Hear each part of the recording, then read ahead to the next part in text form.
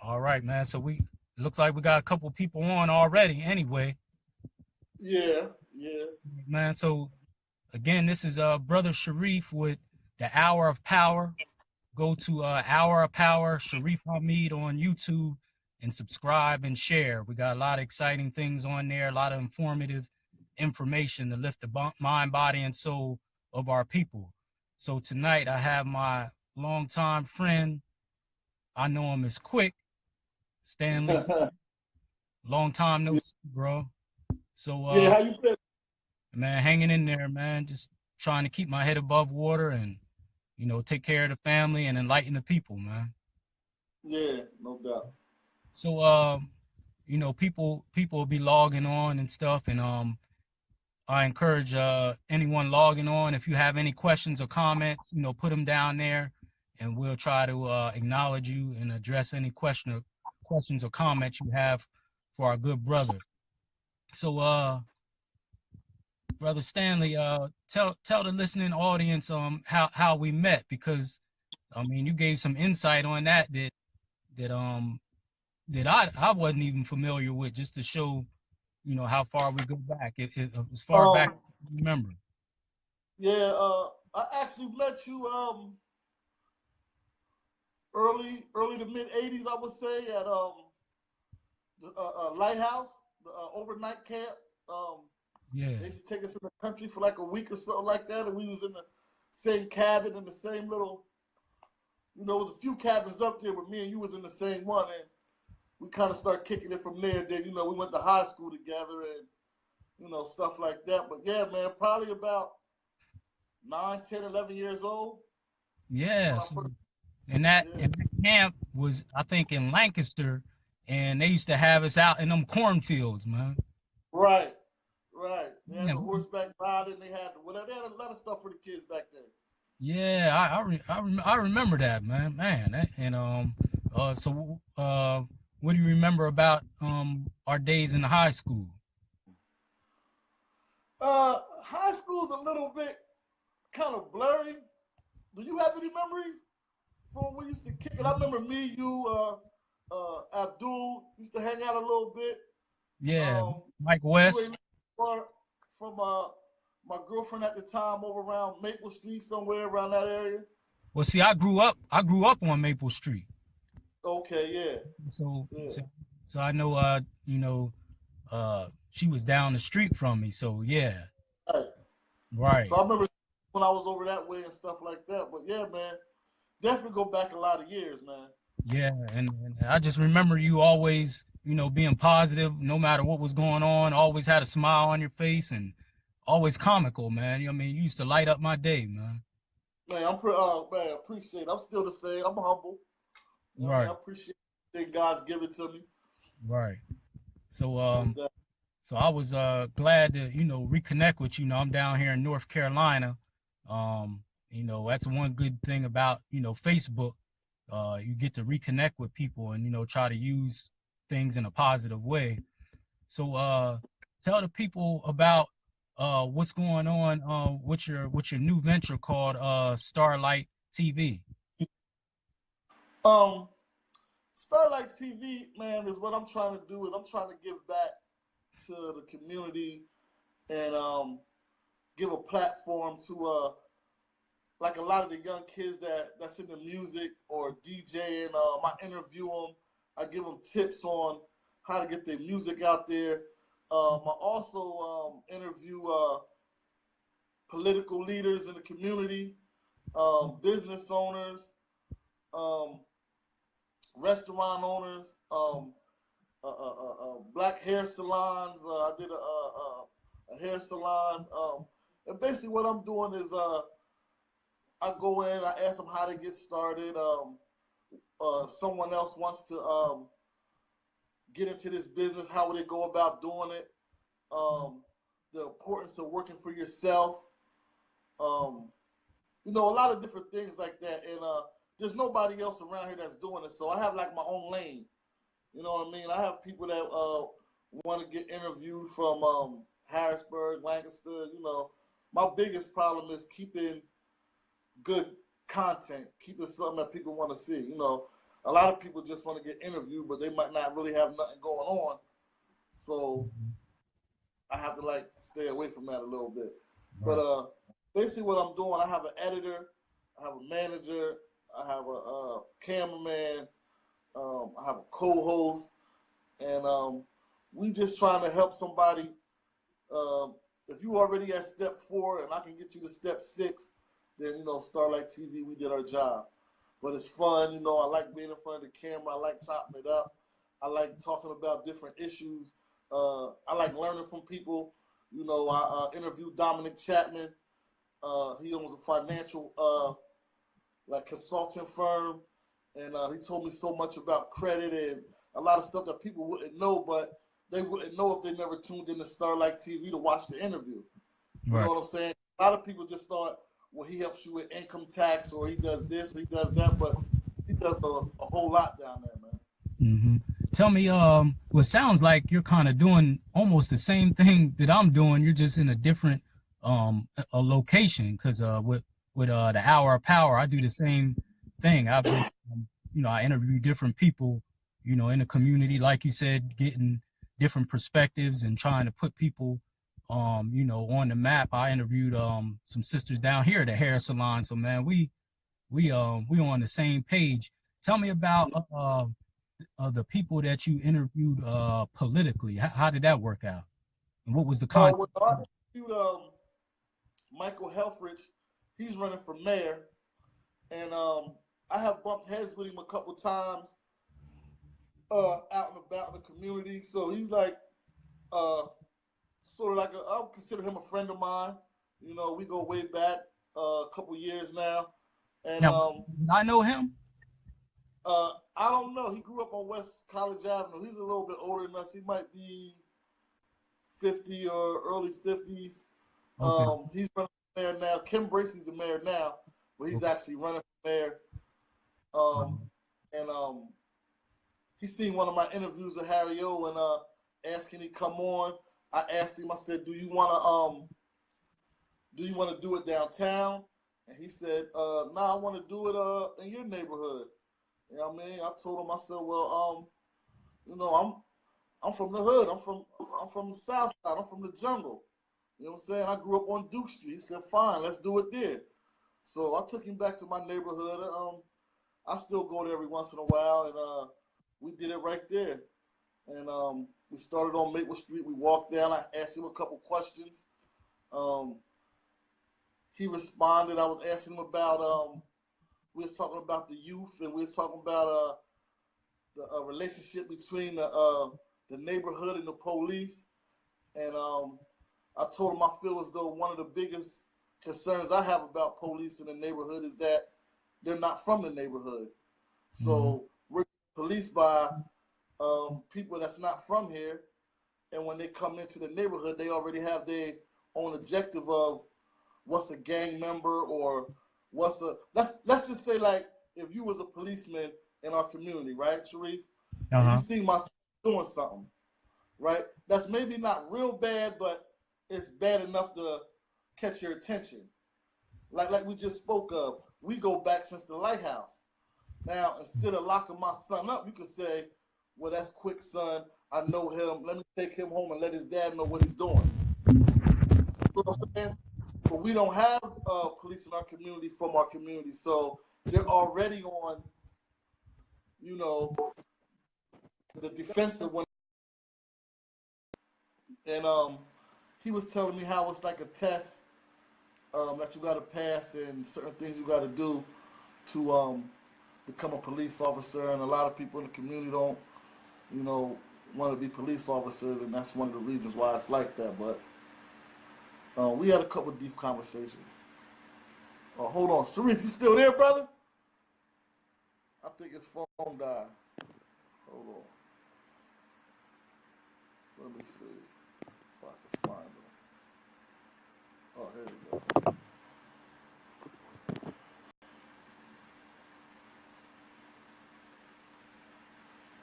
I think he coming right now.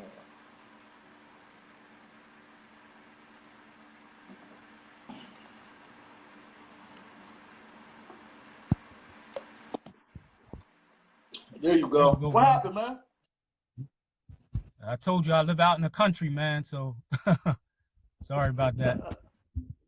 But I Yeah. was still hearing you was telling me about how people would be on the defensive because they're not from the community.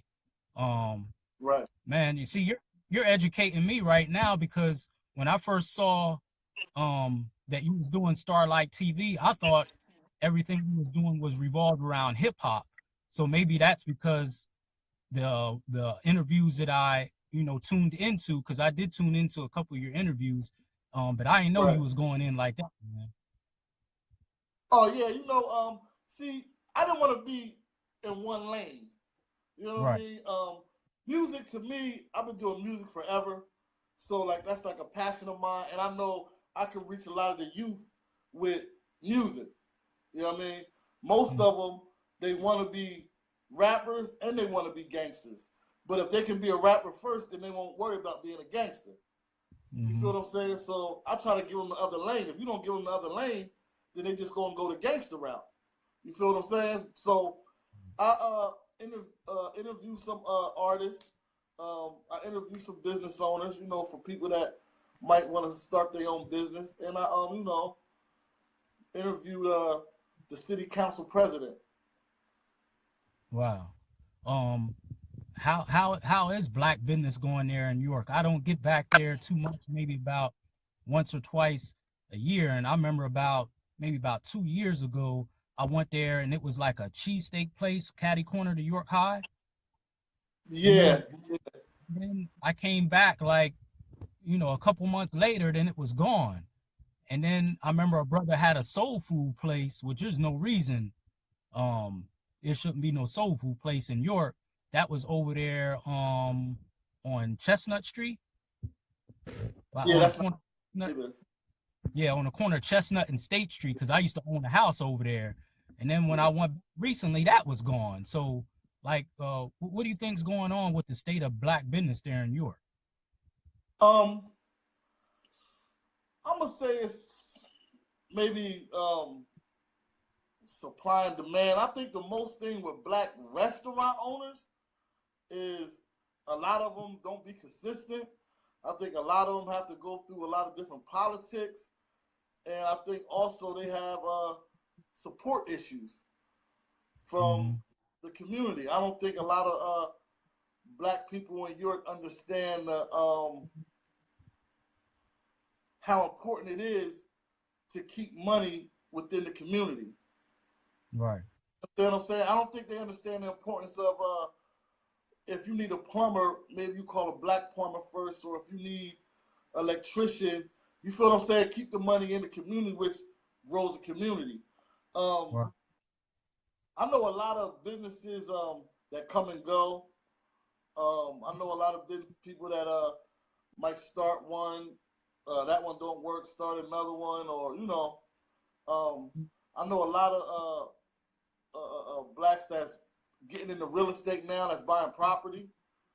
Um, you know, versus a restaurant, they might just buy a couple rental units, something like that. But it's nothing like if you would go to like Atlanta or Charlotte or anything of that nature. I probably could count the black business owners in York on one or two hands, for real, for real. Wow. It's, it's Mhm. not that. I could be wrong. It could be more than that, but not that many. Right. Right. And I was letting you know I was talking to brother John a couple weeks ago, about a Right, week or two ago, and he was telling me, about, giving me the history on his business, and he was talking about right. that was real important, You think a lot of the business owners there, have strong ethics like he was talking about? I was saying about how Brother John was talking about how he had strong ethics and he looked out, for the people in the community. I was saying, do you think some of the business owners, do they have, strong business ethics, or is it just about that dollar? Um, I really couldn't. I really couldn't speak on it. Um, the people that I know, most of them do. Um, like for instance, I would say like his son Abdullah, but I think like he instilled that in Dula and Maine, and for them having a father that like he said he I seen the interview, and he Uh-huh. explained how he worked to get his own clothes because with so many of them, how he worked at Caterpillar right out of school, whatever the case may be. I think he kind of like instilled that in his sons because um, not too many blacks in Europe like have a father that had a business like that, and he was saying the importance of how he got audited and kept everything. Uh, all his books was right, and Right. and stuff like that. Stuff like that is like you got to teach kids stuff like that at a young age. As far as black business owners being, I would say 50-50 maybe, as far as just for the dollar or actually giving back to the community. But I really can't speak on it because I don't see a whole lot of it. Right. I'm just being Um, honest. one of your listeners, Brother Joey, also said they get into that line of work with the wrong mindset, which kind of goes along with my question. Joey also, I think I'm pronouncing his name right, said that. Yeah, said what he said. He said they're getting into that line of work with the wrong mindset, which kind of goes along with my question. Right now. I agree with that to a certain. If you got somebody that starts a restaurant or a company, and they get a loan from the bank or they use their last dime to push this business of theirs or whatever the case may be, their first priority is going to be to make their money back. They're probably not going to be thinking about community uh, from the rip. Now, after you're established or you broke even or things are going on the upside, then I don't see why someone wouldn't give back or help out or give jobs to someone. That's the whole thing. If you're giving jobs to someone in the community or uh, like I said, I'm from Duke Street, and when I was younger, my mother could send me to Joe's store, and Mr. Joe owned it without money to get a loaf of bread, some meat, or whatever, and she paid them when she got paid. See, I don't think these guys can do that now at stores nowadays. That was like the community looking out for each other. You know what I mean? But things Right. change nowadays. Right. Um, Switching gears a little bit. What do you think is some of the main challenges with youth there in York, man? I'll be seeing some heartbreaking stuff about violence and we I didn't mean, have that when we was coming up, man. the You youth, know what I mean? I tell you, everything from single parent homes to not getting the right education to not having a father in their life to their mothers not knowing how to parent to not having nothing to do to all their friends is there's nothing positive going on. I mean, the list just goes on and on and on. Hmm. Now, quick, I mean, me and you the same age. We all those things I know is accurate, but we went through all those things. A lot of us didn't have our father. I was blessed to have my father, bless his soul. But we had a lot of the same challenges. Why do you think it's affecting these youth so traumatically now when we basically went through the same thing? I think it's just uh, it's a progression. When I was growing up, um, me and my friends fought a lot. You know what I mean? Mm. We used to tear parties up. Just so happened that a lot of people that we fought, we cool with now. The generation after that, they did a lot of shooting. Um, but it really was. You heard about people getting shot, but you didn't really hear about people getting killed. Now Right. you don't really hear about too many people just getting shot. It's it's a body every time. So I think it just progressed, and it's just getting worse and worse and worse. But Mm. yeah, most of us grew up without a father. And my life ain't no you know, I ran the streets and dibbled and dabbled with drugs, and I did 7 years upstate, and but it just took me to say, that ain't what I want. You feel what I'm saying? And I'm just trying to save my boys and try to let them know that that street life is it's an illusion. What you see ain't really there. You know, you see the girls and the money, but that's not really there because when you're locked up, all that's gone. The truth comes out. You feel what I'm saying? So I think all that has a big impact on how these kids make decisions. And like I said, bad parenting is one of the biggest issues that I see. Right.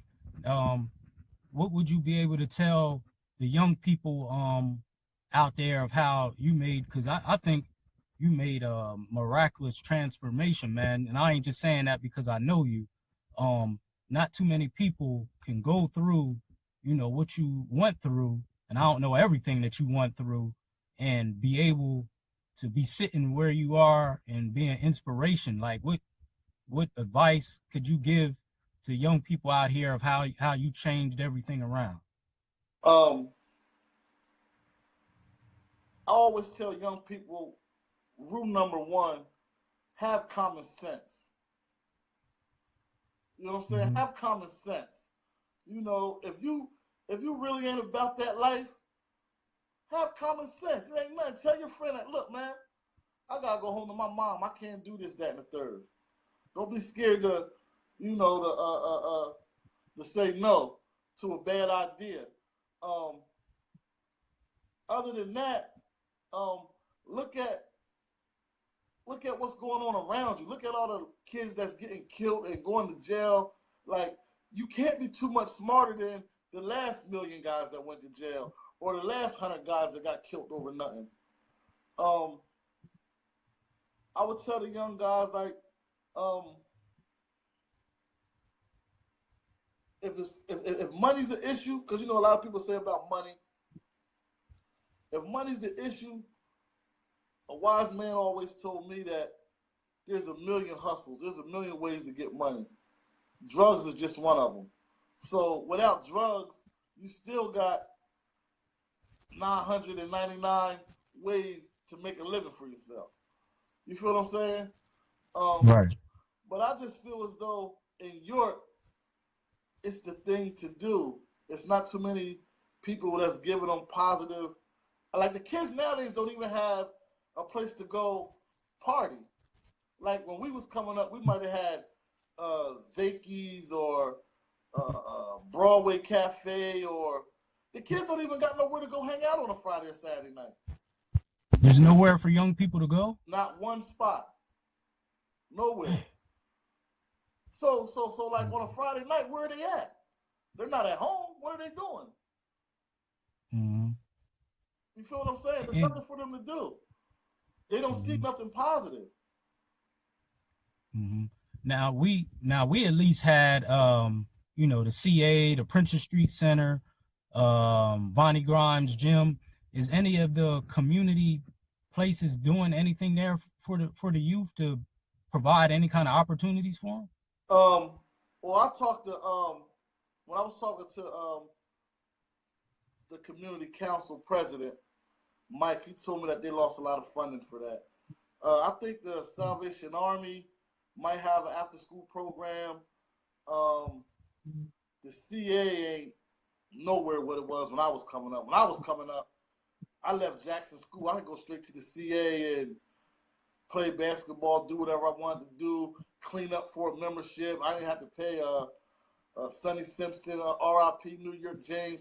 They let you clean the gym for a couple of days, whatever, how long it was to earn your membership. The Lighthouse is gone. I think St. Matt's might still be open. Most of the parks, the kids got to be off at dark or whatever. When it gets night out or whatever, it gets night at 5 o'clock, 6 o'clock.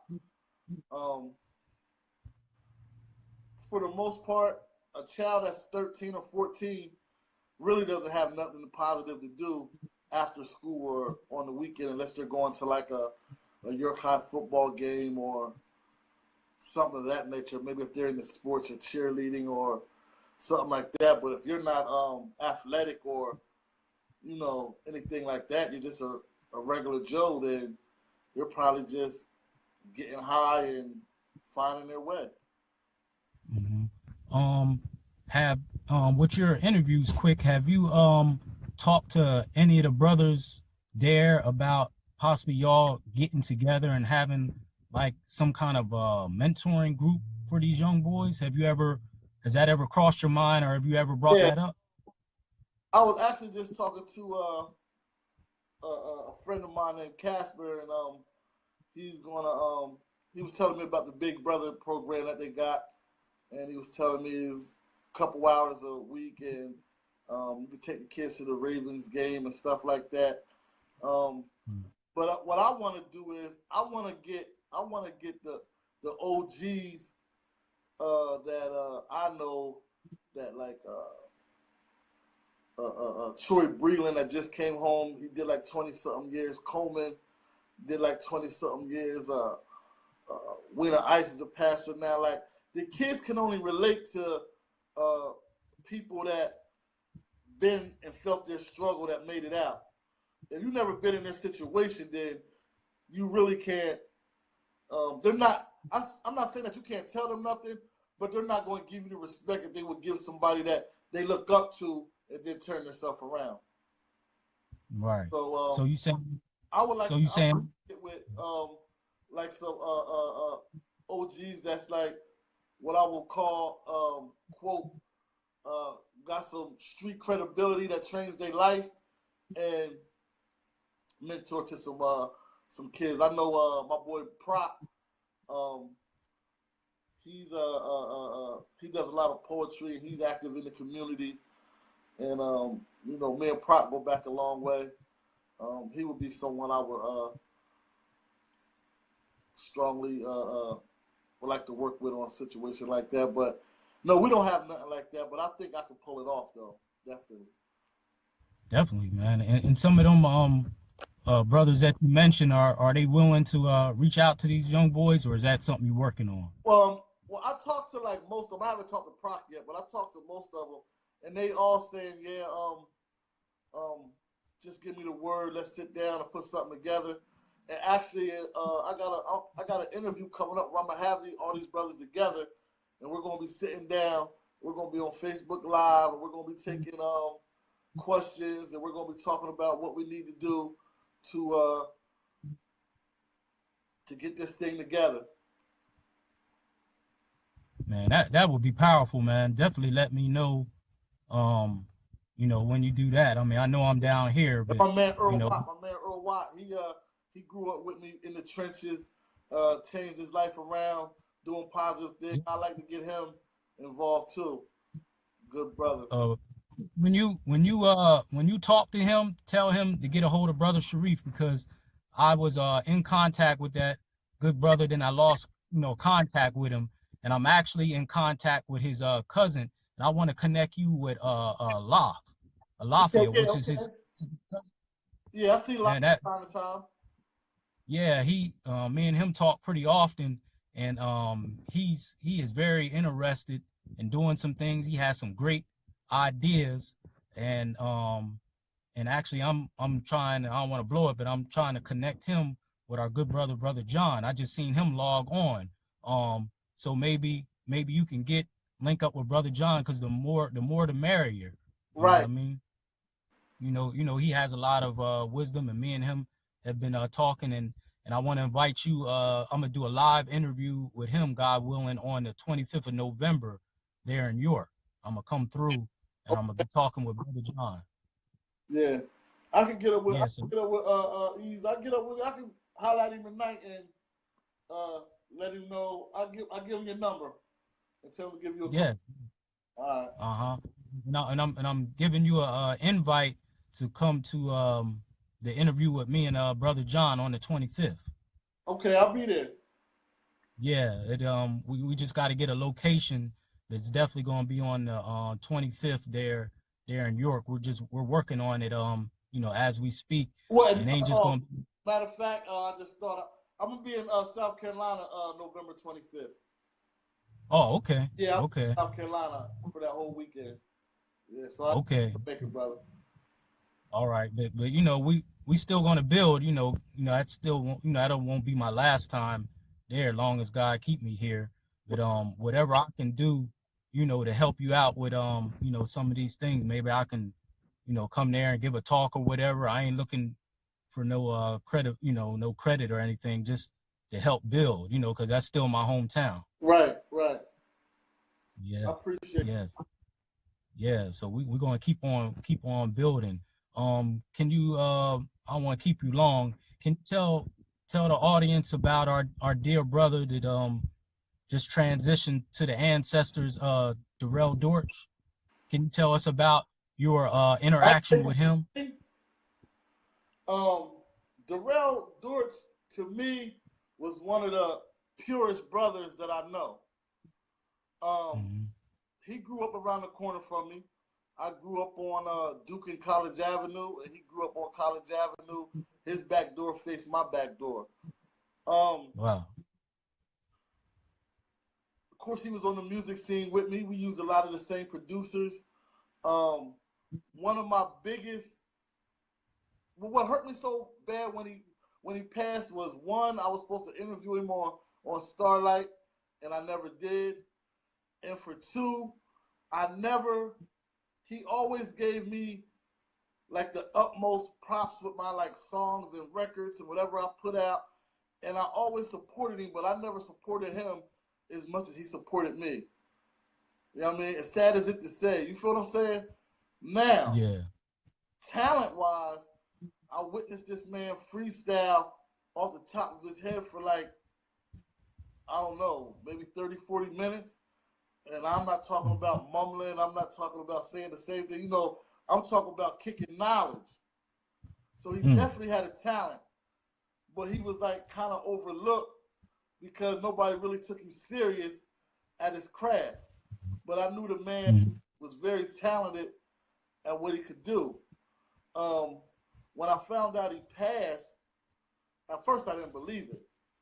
Someone called me and was like, yo, don't really put it out there because my girl works at the hospital, but they saying Darrell Dortch passed this morning. I'm like, what? I'm like, nah, I just seen him a couple days ago. Right. Heard he had a cardiac arrest or something was wrong with his heart or something like that. Which leads me to say a lot of the brothers out here, man, might not get checked or go to the doctor, or we getting older now, man. You gotta take care of yourself and go to the doctor every once in a while. I don't know if that's what really happened to him, but that's the rumor. To me, Darrell was like, when I say he was pure, I mean like he grew up in the same environment as me. I never know him to fight nobody. Never know him to sell no drugs. Never know him to run around with guns. Never know him to hang with people that's into that type of stuff. He was cool by everybody. Nobody messed with him, but you never see him with the quote bad guy friend. He was just all the way a pure good dude. You feel what I'm saying? And I think when he passed, I felt bad for, like, to be honest, I felt bad how I treated him sometimes. I felt bad that he used to always want to do a song with me, and I said, yeah, I'd do it, but I never did one with him. I always, found something else to do, like, never thinking this brother would be gone. You feel what I'm saying? Kind of like hurt me a little bit on the music tip because he always represented. I might put a song up on social media And if that song has 3 or 4 likes, one of them is from Darrell. You feel what I'm saying? He was Mm-hmm. always a good brother to me, man. Always. Right. And even though I showed him love, I feel as though I didn't show him the same love he showed me. Mm-hmm. That's why it touched me like that.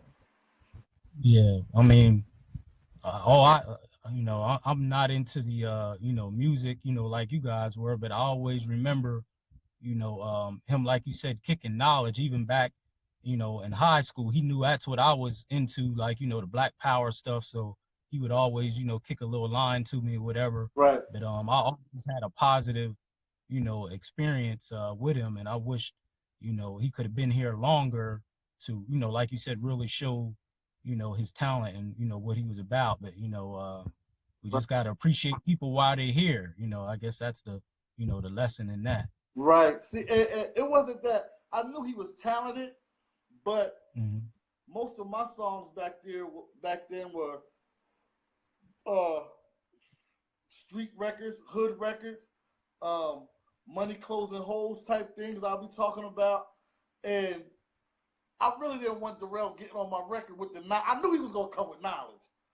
You feel what I'm saying? Mm-hmm. And for the type of record I was putting out, I'm like, man, I know Durt's gonna come, drop this knowledge on. I'm talking about this street stuff. Even though he my brother, I just ain't. You feel what I'm saying? So, and now that I'm older, and I'm like, man, I could have been putting knowledge in my records for years through Darrell, because that's what he's been on.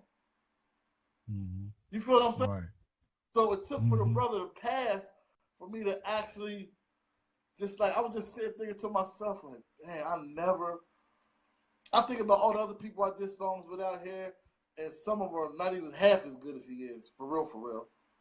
You know what I mean? Yeah. I'm like, I never did a song with this man. Like, I can't believe it.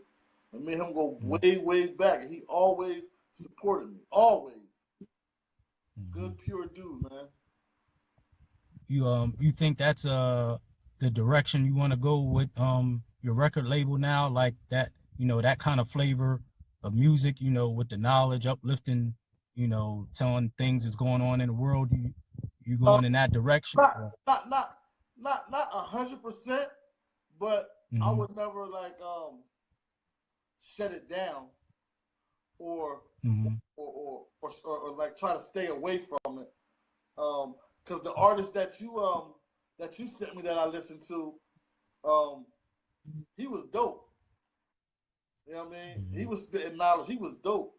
The whole thing with that is, um, a lot of people really, a lot of the youth kids probably really isn't into it. So you would have to like find a way. See, music is tricky because the fans want what they want. You know what I mean? It's hard to say what the next big thing's gonna be. Um, Right. you know, DMX, he pray a lot, and he was one of the biggest seller artists ever in hip hop. Um, I don't know. I just look for good music, good talent, good writers, and somebody that's genuine in their craft, and that's basically what I look for, man. Right. I can tell somebody is sincere with their craft because I've been around it so long. Mm-hmm. I mean, but I mean, it sounds like you're giving these young people an opportunity, and what reaching out to all these different people, even if um it's not coming through the music, well, all the different interviews and the people that you're reaching, I mean, you guys can do some great things there, man. I mean, you got brother, like you said, brother Abdullah, Dominic. I'm gonna do everything I can to link you up My with man not even Vern, real. my man Vern Phillips, he just uh, got like a warehouse, and the city's giving him some help with putting a full studio in there. Uh, I'm actually going to his house tomorrow to meet up with him. We're going to have where the kids can come learn how to record, how to use the camera, how to shoot videos, how to engineer. Because there's so much behind the scene in music. You don't got to just be a rapper if you want to be a part of music. So with this little center that we're putting together, it's all about music basically, and kids that they want to have something to do after school and they want to learn how to mix down songs or make beats or shoot a video or something like that. They have somewhere to go. So I'm gonna go link up with him tomorrow and get the ins and out on it. It's gonna be on Ridge Street, 30 Ridge Street out east. And that's gonna be something positive for the kids to do. One last question for you, quick. How far can you push a young person? Like if they come to you and they say, they got skills or whatever, like what's the process of them getting started with you, and actually how far can you, push them along in the industry? Well, I have a few plugs, a few connects of people that I met along the way, and like I said, my job is if I can get you from step 4 to step 6 or step 7 and pass you off to someone that can get you to step 12 or 13, then I feel as though I did my job. I can also give them the do's and don'ts um, in the game. I think one of the biggest things with these artists around here is that they don't get outside of York. They're cool with just being known around here. Like I tell people all the time, like you're in the music, but you never been to New York, or you never been to Philadelphia, or you never been to DC. You go to Harrisburg, don't nobody even know you in Harrisburg. You got to get your music out there. You got to use social media. You got to, I wish we had Facebook and all that when I was in high school, when I was in my prime. You know what I mean? That would have been crazy. I remember you flowing. I remember you flowing. Do you remember the talent show that we had? I probably would have been like 91 or 92 around the time we graduated. And you was up there, and our good brother Dorch was up there. I actually, if I go back in my archives, I think me and Abdul recorded it. Yeah. You was up there flowing. Yeah. You remember that? Yeah, I remember that. Oh man, if I had Facebook back there, because you figure my whole little team that I hung out with, everybody had their own talent in my little crew. You know what I'm saying? I was the rapper, Steve King was the DJ, Shamrock was the basketball star, OB and Norm was the football stars. Like our whole little team had, you know what I mean? Everybody did what they did. So, but nowadays it's kind of different because like if you're not athletic or you don't play for York High, then what else can you do? See, I was never athletic. I always played football and stuff like that, but I was always weak. But I could always rap, and I could always DJ, and I like to dress fly. So everybody had their own little niche back in high school. But yeah, if we would have had YouTube and Facebook and all that stuff back then, like wow, that's like once that stuff is documented, you got it forever. Right. I couldn't even having a smartphone in 9th grade. What was that, brother? I said I couldn't even imagine having a smartphone in 9th grade. That would have been crazy. Yeah. we ain't have none of that stuff, man. Like I just don't understand how that family atmosphere has broke down in a small town like that. People have beefs and all that stuff, but I'll tell you what happened was crack. Speak on that, bro. See, listen, like I said, I remember my neighborhood when it wasn't no crack in the neighborhood. You might have a couple winos, people, uncle that drink, this, that, and the third, but it wasn't no crack. The first wave of crack destroyed the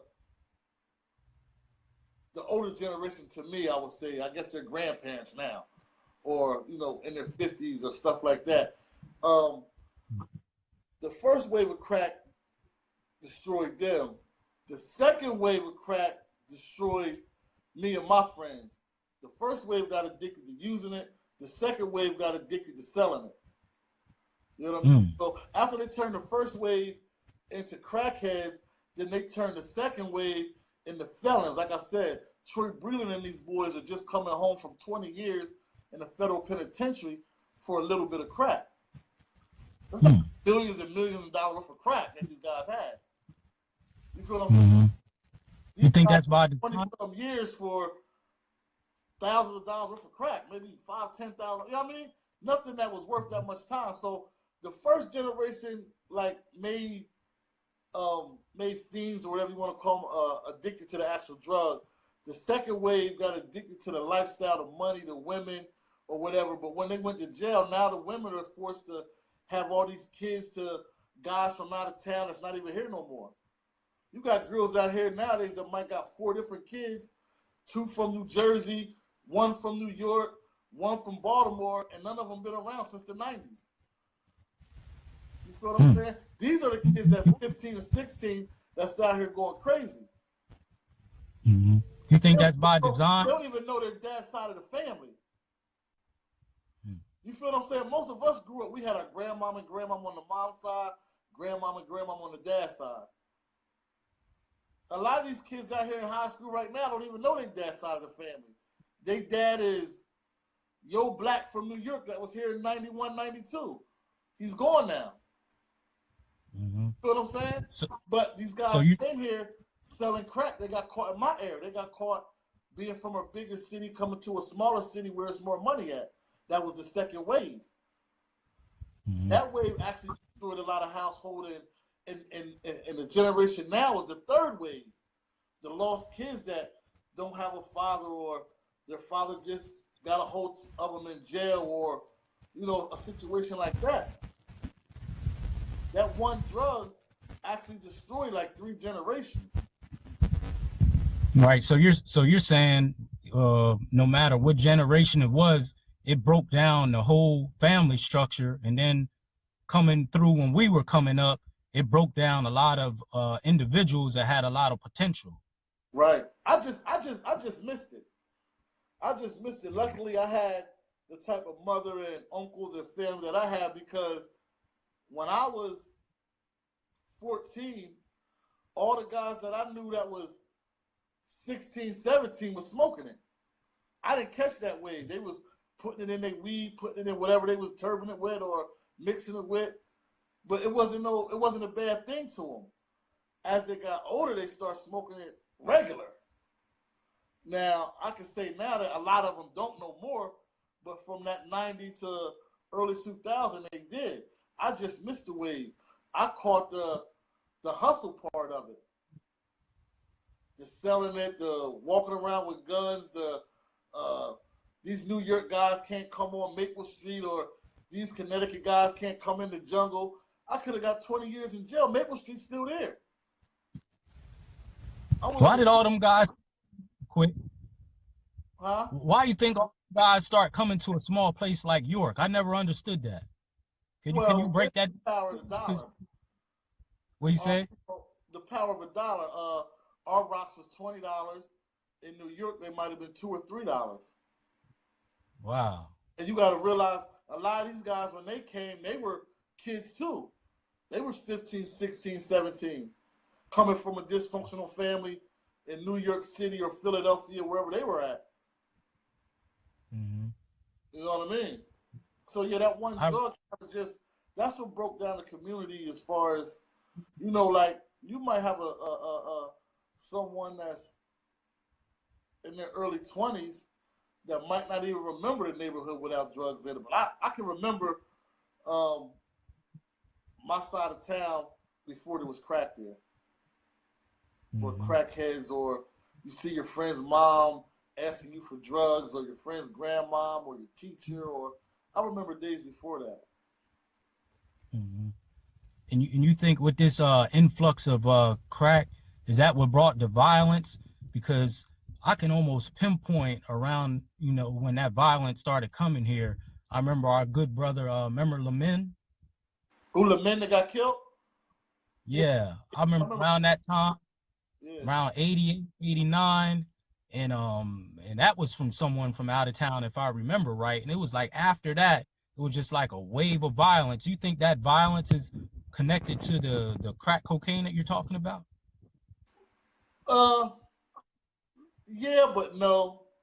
I think the violence nowadays is just like I said, it's just escalated from the actual fist fight. Like, you know, it's just getting worse and worse.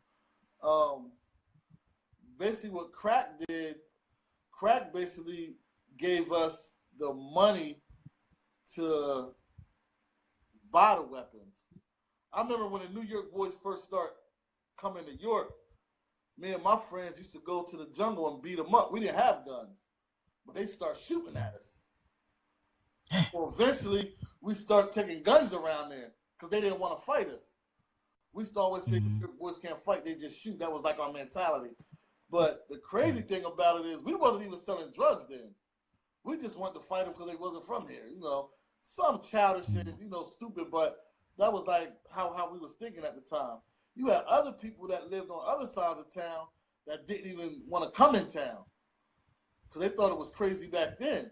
But I think it's worse now than it was back then.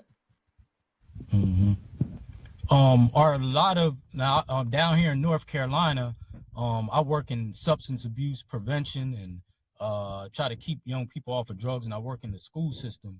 Are the young people there, are they hooked on street drugs and Percocets and all that stuff like it's Yeah, going on down here? yeah. Nowadays, I hate to say it, but majority of these young kids are junkies.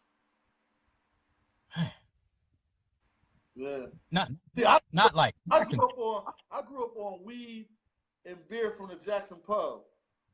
That was our right, twist. If you did anything else, you was considered a fiend. right. Now, yeah, they popping pills. They doing everything the rappers say to do. They doing the lean. They doing the perks. They doing the mollies. They doing whatever they can. They not doing crack that I know of. But shit, Right. everything else is a go. How are they getting that stuff? I don't even know. I don't even know. To be honest, I'll be lying if I can. I don't even know. And it's cheap. I think a pill might be $2, $3. Mm-hmm. A nickel bag of weed, and it'll probably keep you higher for a long time. I don't know. Yeah, it's That's a good question. Next time I talk to the young boys, I'm gonna ask them, where do y'all even get that stuff from? They got well some OD. again again I work in that field, so some of it is psychotropic drugs or drugs, prescription drugs that they're getting from their parents, and some of these children are being raised by their grandparents. So if the grandparents get a 30-day supply of meds, but they only use a week or two of it, and you got 13, 14 pills sitting around. That's how they selling it, and then they get hooked on it. But all that laced weed and stuff, I don't know how they're getting that stuff, man. Yeah, I don't know. I guess where there's a will, there's a way. But yeah, a lot of these, a lot of these guys out here that's in the streets or selling drugs or whatever the case may be, they're their best customer. Mm-hmm. Sad to say. Right. You know what I mean? They their best customer. They smoke more weed than they can sell. They pop more pills than they can sell. I don't know if the little girls is doing it with them, probably, but it's sad. The Yeah. days of just beer and weed is long gone. Right. Yeah, that's it's mind blowing, man. But you're definitely, giving hope, and I hope we can continue to work together to lift the mind, body, and soul of our people. I wish you would be there, because I don't get down that way that much, but I will be down that way again to interview Brother John on the 25th. I know you'll be away, but we're gonna find ways to keep working together and supporting each other. No Is doubt, anything no doubt, Sheree. anything you want to put out there, like you was telling me about your YouTube channel before we wrap up? I would like to Anything you tell put everybody out out there? there, subscribe to Starlight TV on YouTube. Share, support. If you have any topics, inbox me. We can always sit down and see what's going on. I work with anyone. Yeah, Starlight TV. I'm just trying to help people out, man, and give them a platform to get their business or their music or whatever the case may be also help the community out. If anybody has anything going on as far as I don't care if you're selling subs for the York Bears or anything that you want to get out there, let me know. I got like 5,000 followers on Facebook. I got followers on Instagram, so we can definitely get the message out if you need some help doing something. And yeah, just check me out. Starlight TV on YouTube and Starlight TV on Instagram, Facebook, and that's it, man. I appreciate you having me on your show, The Power Hour, Sharif, man. It's been a pleasure, man.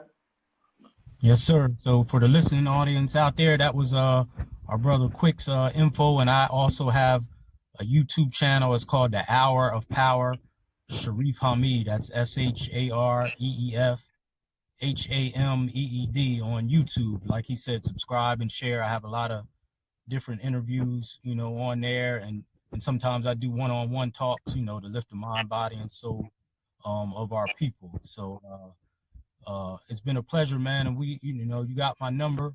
You need any advice on anything, and likewise, we're gonna stay connected. And I definitely want to make some time, for us to link up next time I come down that way. And we're gonna do some things to change York around, man. We ain't gonna give up on our people there. We can't. No, we can't.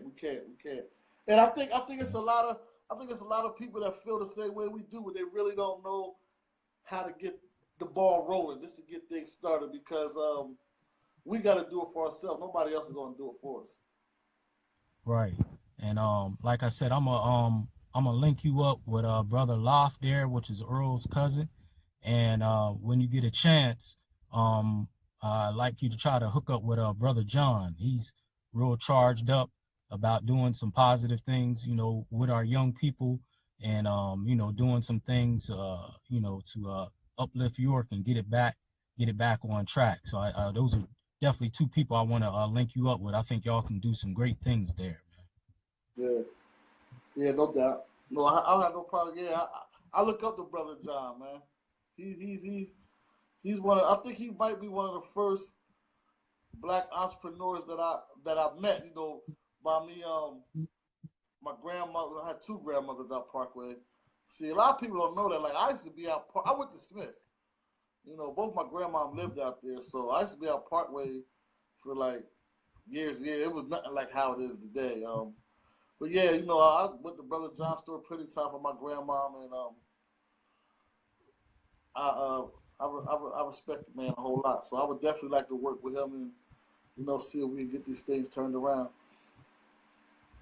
Definitely, brother. Well, thank you for for your time, and like I said, you educated me a lot on what you're doing, because I thought it was mostly revolved around music, but it's way broader than that. And definitely stay connected, with my channel too. Subscribe to it when you get a chance, and I'll share some links with you, and if someone else can benefit from it, just pass it along. This ain't all about one person. We got to do this together. We ain't get in this jam by ourselves, and we ain't going to get out of it by ourselves. So we got to support each other, man, and just give these young boys, hope, and show them a different way. This cannot continue. What's going on. It can't continue. Right. So thank you for your time, brother, and we're going to be in contact, man. Yeah, no doubt, man. Stay easy. All right. Thank you, brother. Yeah, peace. Peace.